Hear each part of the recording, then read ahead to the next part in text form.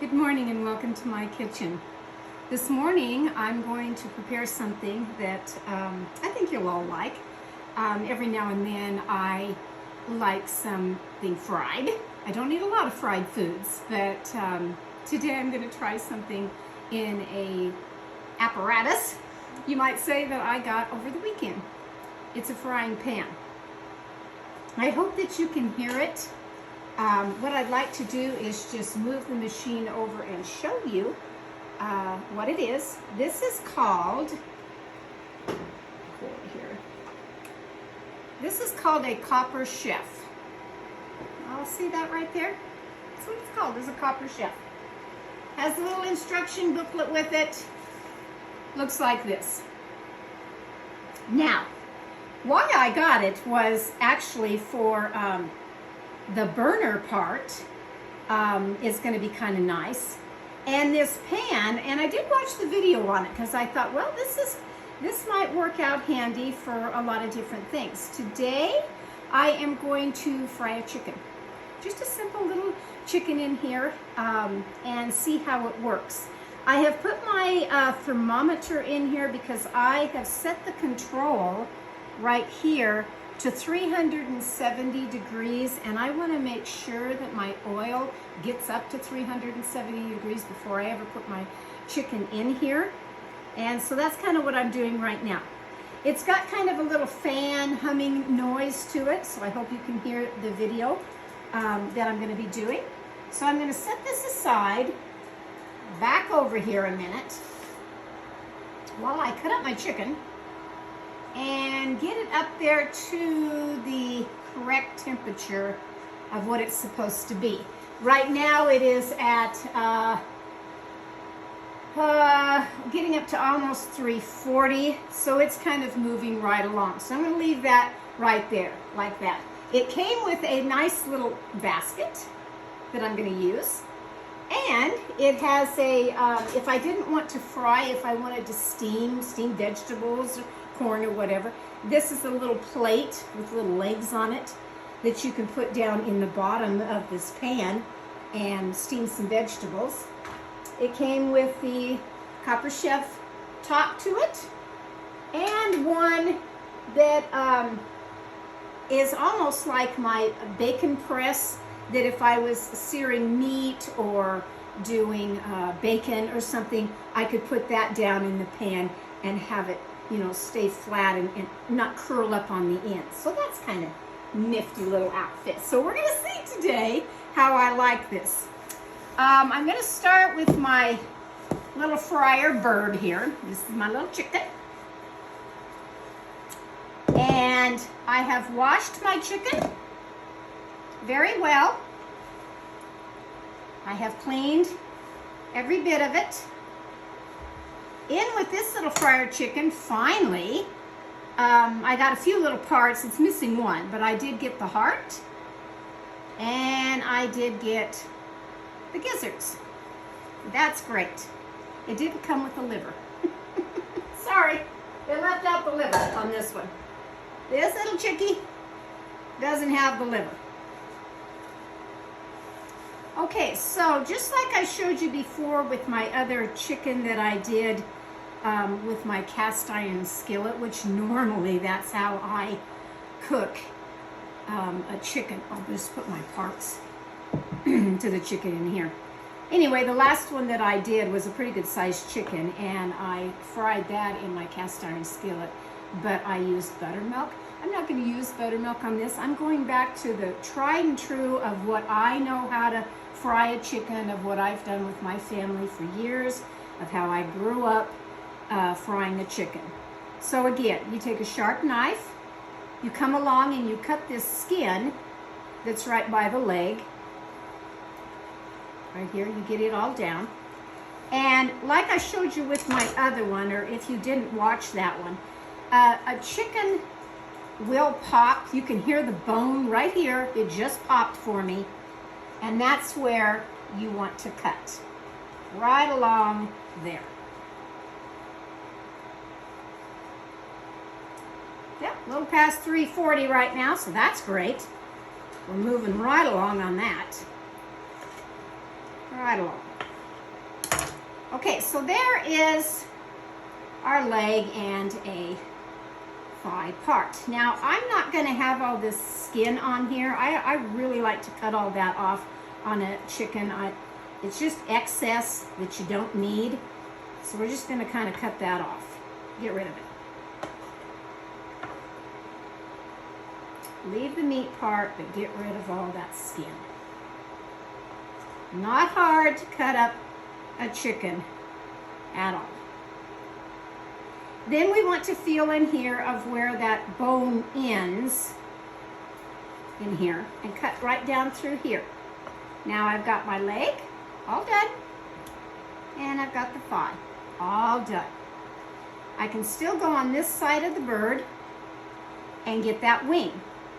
And again, we just want to come along till you feel it pop in there and cut it off.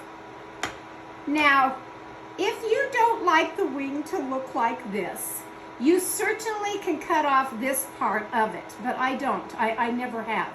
I take it and I go just like this and curl that wing right back so it kind of looks like that and looks pretty.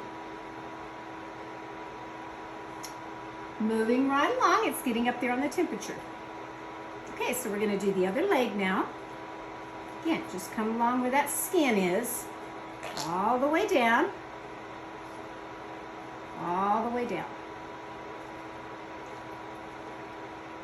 all the way down. I usually turn mine over so I can hear the break. This breaks real easy for you. It really does. And the second leg here, that I'm going to cut off all that skin. I don't want it. I want to be frying with it. A little bit of skin on here is just fine. We don't need all of that. And again, you're just going to kind of feel in there where that bone ends and cut through. Lots of skin on this one. There's the breast. Here is the chicken leg. Cut some more of that skin off. Don't need it. Set it aside. Now you've got this part, whoops, wing. Get the wing here. Here's our little wing. Pop it back. Just comes right off. Curl the wing over on its side. Put that in my pan. This part I usually take like this or this, either way, because you're going to be cutting that down, down, down, down, down. And then it will break again.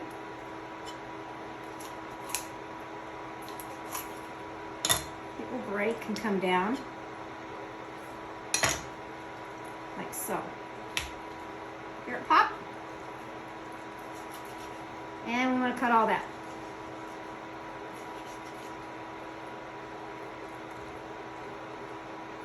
It's kind of slippery this morning. Now, a lot of people like this meat. They really do. I don't care for it, so I may leave this one out when I'm frying it. Now we've got the nice two breasts. Don't those look nice? Again, we're just going to kind of clean it up a little bit here. There's some of that skin. And what I usually do is I take my knife and I come right down this bone. Right down that bone of the backbone here of the breast. Now, I can leave all this skin on here. Leave it all on here. Make sure each side of the breast gets a little skin if I want to. If I want to. It's probably going to come off anyway because this one's a real juicy Lucy here on the bird. Just kind of help it along and it comes off. Again, cut off all that excess skin. Now, because my fryer's not that big, and if you want to take this bone out, you can. I kind of like to take mine out every now and then. It just helps, I think, with the cooking process. So I will do that. Just kind of take it out.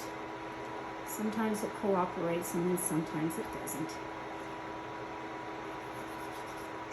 And I just want that out there.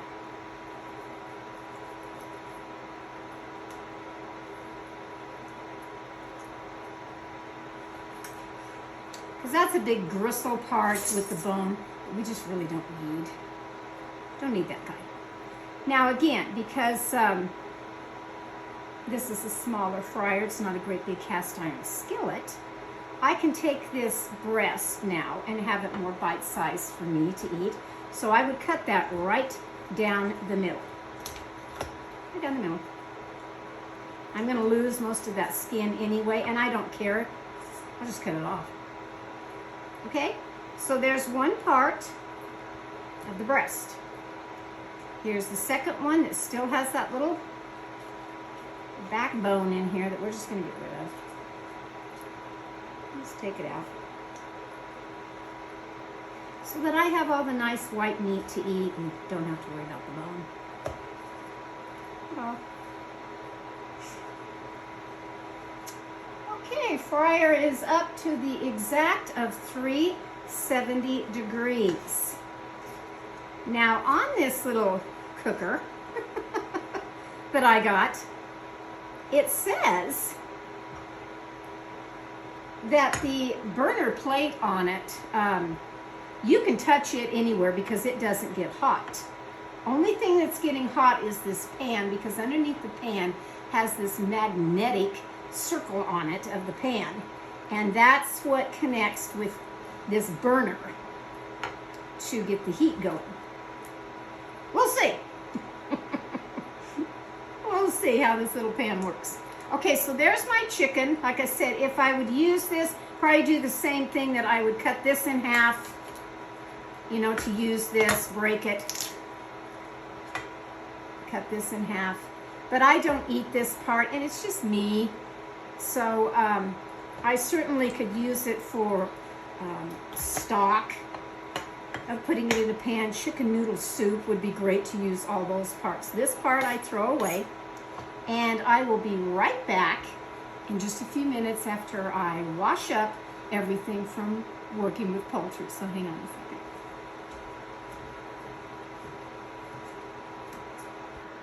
Okay, I'm back once again. I have cleaned up the area of from where I cut up all the chicken.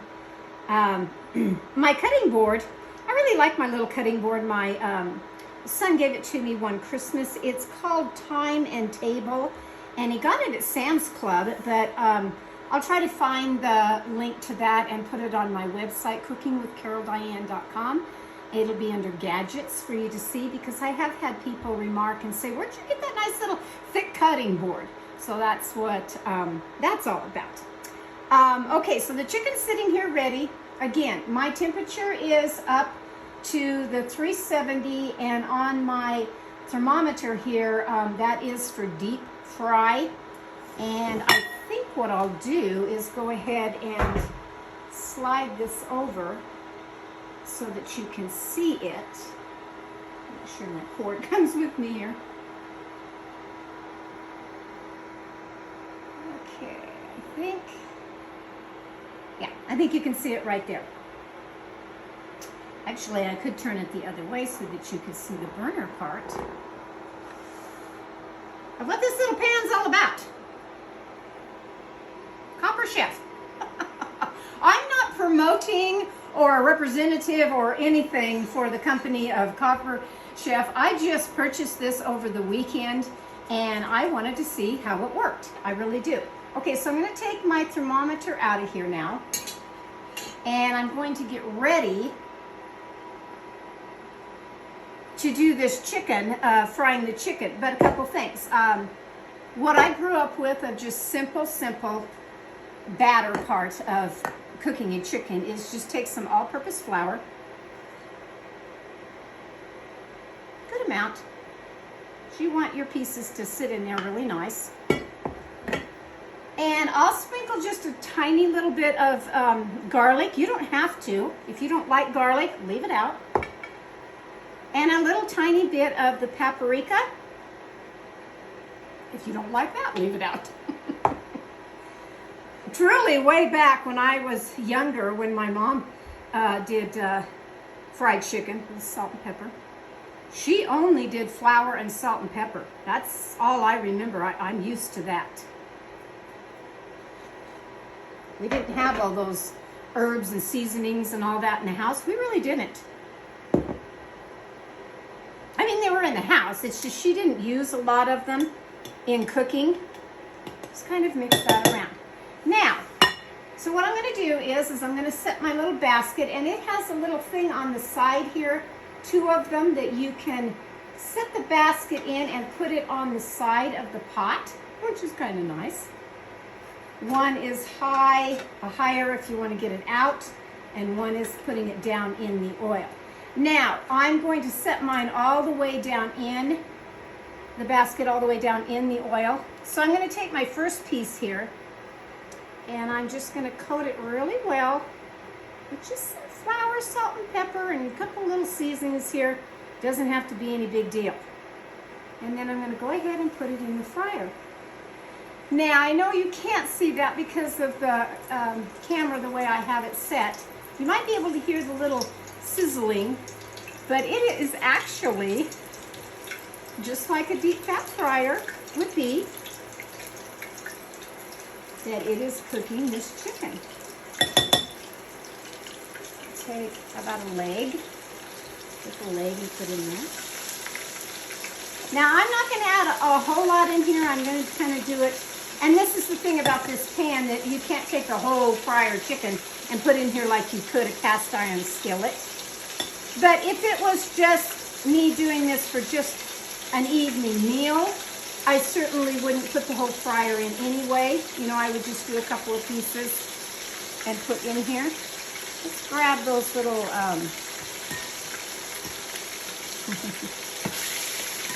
grab the little, there, they're buried, the little gizzard, and heart. I said this one didn't come with a liver. Put that in there. And a little gizzard. So that part is done as far as letting it cook.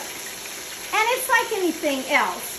My little booklet that I have on this, it didn't come with a little recipe booklet of telling me how long to cook the chicken. Suppose you could look it up or whatever, but you know, you're just like in the pan of the cast iron skillet. You're just going to look at this. When it starts to get nice golden brown, you know, I'm going to be turning it over for the other side to get nice and brown. And because this is my first time at using this, I'll just have to kind of see how it's doing. Just turning them over right now. They're not golden brown by any means yet. They look like, when I just turned it over, it just looks like that. Let's see that. Let's gotta cook some more. Lot more. So I will continue to fry my chicken in here, and I'll be back in probably, you know, I'm going to guess 8 minutes. I wanted to share that it took from a cold pan of just starting it up, and I didn't time that either, probably 8-10 minutes, if that, to get it ready. So turn it all on and get it up to the temperature of what you're frying and doing, which again, I'll put this back in to see what my temperature is on this. And while it's getting hot, you know, you can get your chicken or whatever you're cooking. I think this would be nice for pork chops, when you want to fry some pork chops. I am going to do, when I get the chicken done, I'm going to stick in some French fries, just a little bag of frozen French fries, and see how I like that. It claims that the oil in here stays at exactly that temperature the whole time that you're cooking, whatever you're cooking, chicken, pork chops, whatever meat or whatever you're cooking. So I'm anxious to see on that also. But I thought this would be a fun little video to do on a new pot, a new thing that I found over the weekend. And if I like it, I'll put it on my website. And you can buy the burner and the pan to do this also. It comes with little skillets and different things that you put on this little burner tray here. And this copper part, I have another pan that I use every now and then that's the copper, which is so easy to clean. I mean, you pretty much just wipe it out with paper towel. It's really nice to clean. So everything's looking good. So I'll be back when this starts to really brown, and I'll show you what it's all about. Hang on, please.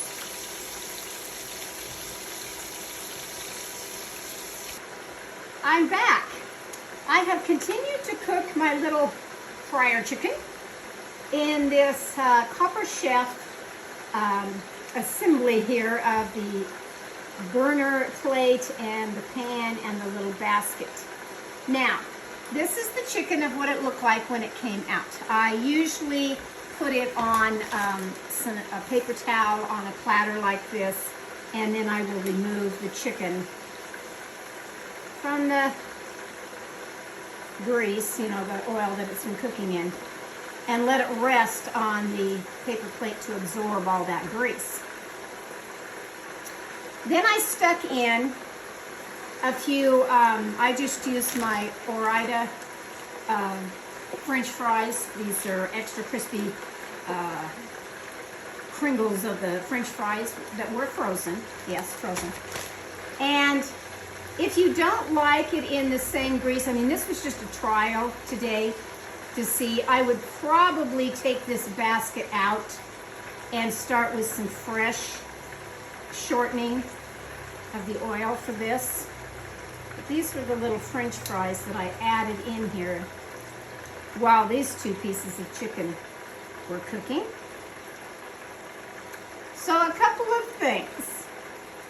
Now, this is a brand new little setup, and I wanted to try it mainly for, what I really bought it for was to have the